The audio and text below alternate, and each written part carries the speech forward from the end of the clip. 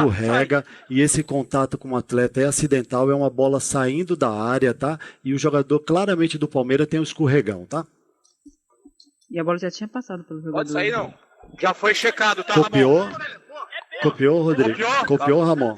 E é um olha lance... aqui, olha o que eu vou falar pra vocês, tem que me escutar, porque senão não adianta falar. O jogador escorregou, os dois estão olhando pra bola, escorregou, tem um choque de jogo, não é uma entrada, tá bom? Acabou. E Ramon, ainda confirmo para você que Não, a bola não está para nenhum dos dois atletas, tá? Baixa o braço e respeita a minha decisão. Não é falta nem fora e nem dentro, não é. De fato, o Alan escorregou. Só que ao escorregar, ele acerta o Tapia.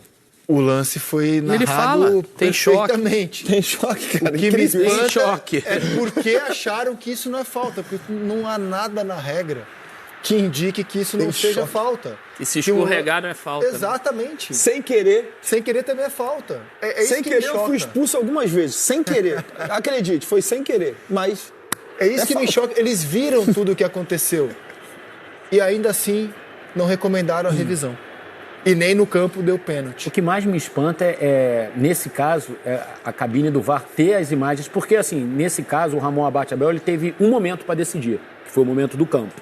Olhou, será que foi escorregão, papapá, que eu já acho que ele deveria ter marcado o pênalti no campo, é lance do campo. Mas ainda assim, o pessoal na cabine reviu, as imagens são muito claras, gente, assim, é você brigar com a imagem, é tipo dizer que o planeta não é redondo, na boa. O planeta não é redondo, já mostrou que o planeta não é redondo não.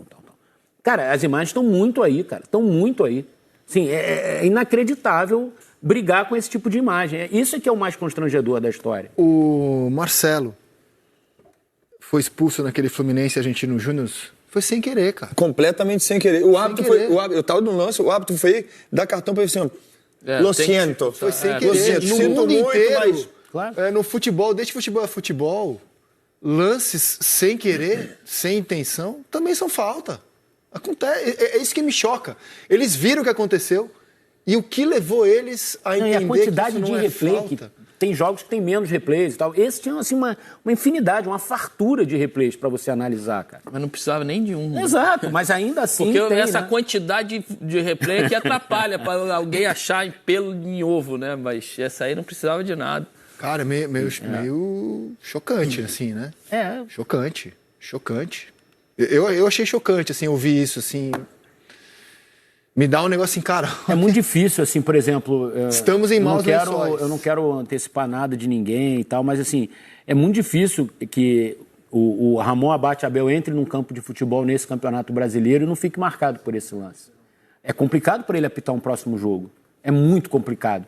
Porque ele vai ser cobrado, qualquer lance minimamente parecido, vamos falar, e aí? O que acontece agora? O que não acontece? Se ele não der, ele vai errar de novo. Se ele der, ele vai falar, por que não deu aquele? Enfim, então, a arbitragem no todo, o Ramon Abate Abel, a galera que estava no VAR, todo mundo se colocou numa situação muito ruim, muito ruim nesse lance. Eu não duvido do caráter dele, sabe? Não, já apitou alguns jogos meus? Não. Eu não duvido do caráter dele. Estamos aqui debatendo... É justamente por isso que não pode... Porque é o que nós falamos aqui, ele fica na geladeira quanto tempo? Aí tá, quanto tempo? O boleto não é... Todo mês ele tem boleto pra pagar. Ele tem a família. Eu acho ele bom também. Eu acho que tem que ser um momento assim de calma, vamos lá. Por isso que eu falo, tem que ter toda uma estrutura para poder, até em momentos como esse, né, você dar uma estrutura pro hábito, né? Seja com um psicólogo, o que for. Ele precisa voltar a trabalhar. Eu espero que ele não fique tanto tempo. Ele precisa voltar a trabalhar e até mesmo mostrar que ele é capaz. Que ele é bom, é o que eu penso. Também. É o segundo afastamento dele no intervalo de 1 ano. O outro foi graças a um Palmeiras e Fortaleza, exatamente 1 ano atrás. E eu acho que esses afastamentos, eles são meros castigos, ainda mais para quem depende do cachê. Exatamente. Então, assim, eu não vejo nenhum intuito, assim, o afastamento vai fazê-lo aprender, não, vai deixá-lo sem salário, né, na prática, sem rendimento, na berlinda, e ele não vai voltar sem melhor. Treinamento, sem condição de aprimorar o que ele E esse é o tipo do lance que não é reciclagem.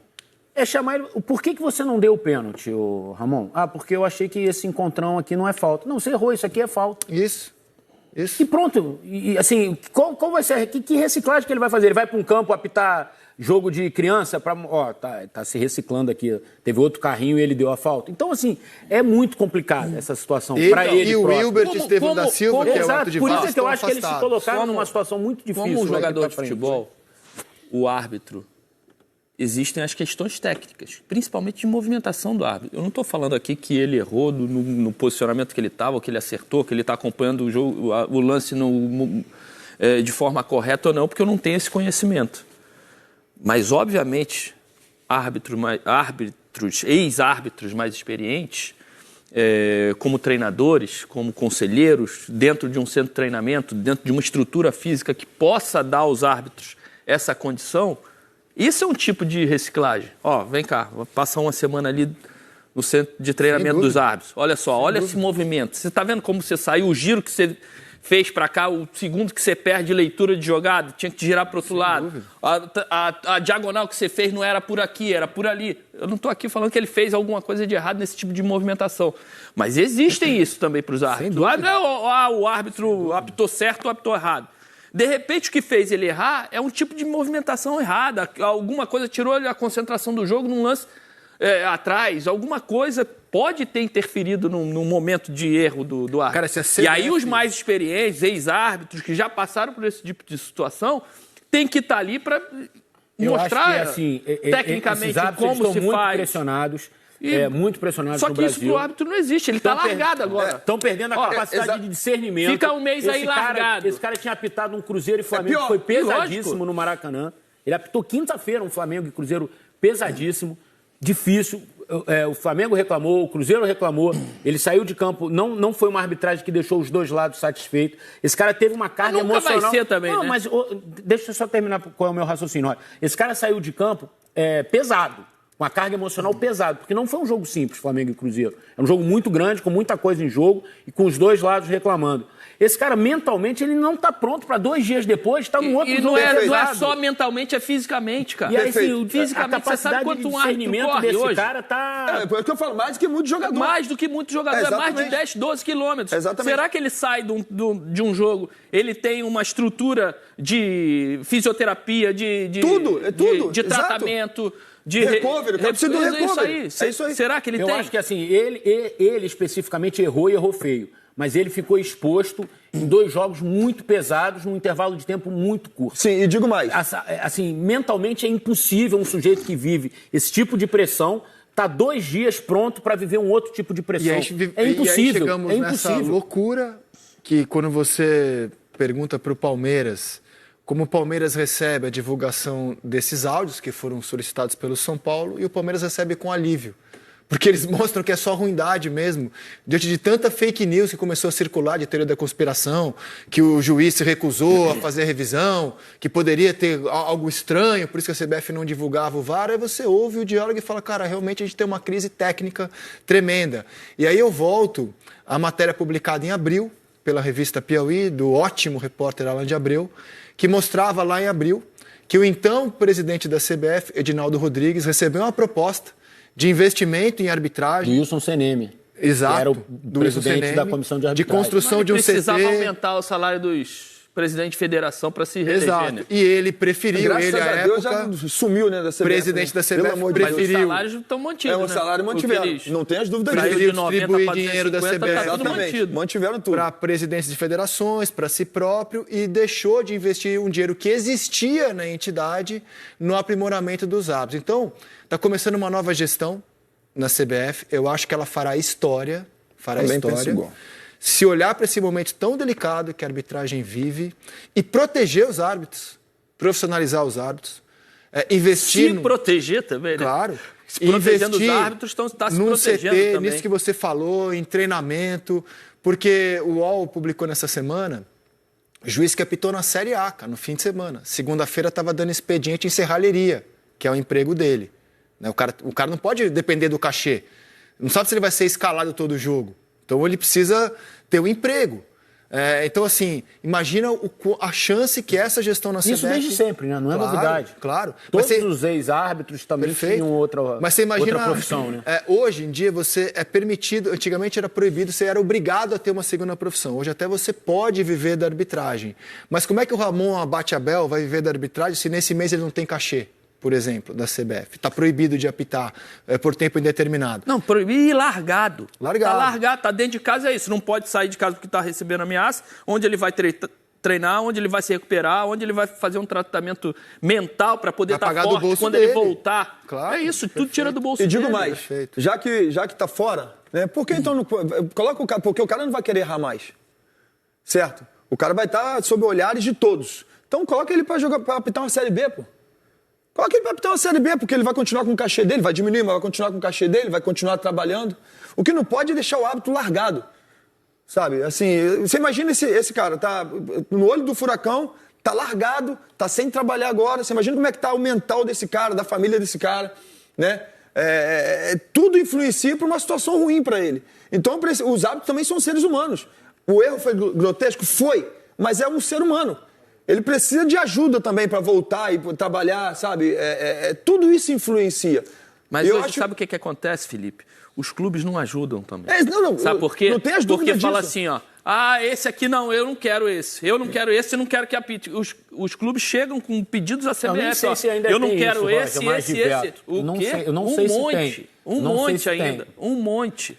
Se tem, tá errado, tá? Saberemos semana que muito vem. errado. Tá errado. Em Flamengo Muito e Palmeiras. Mas o eu meu concordo. ponto, assim, o que eu acho é que, por exemplo, a gente tem um problema de liderança na arbitragem no Brasil. De liderança. Por quê? Porque o Ramon Abate Abel, ele era o árbitro brasileiro na Copa do Mundo de Clubes e fez uma boa Copa do Mundo. Foi candidato a apitar a final. Não houve nenhuma reclamação contra o Ramon Abate Abel lá nos Estados Unidos em relação às arbitragens dele na Copa do Mundo.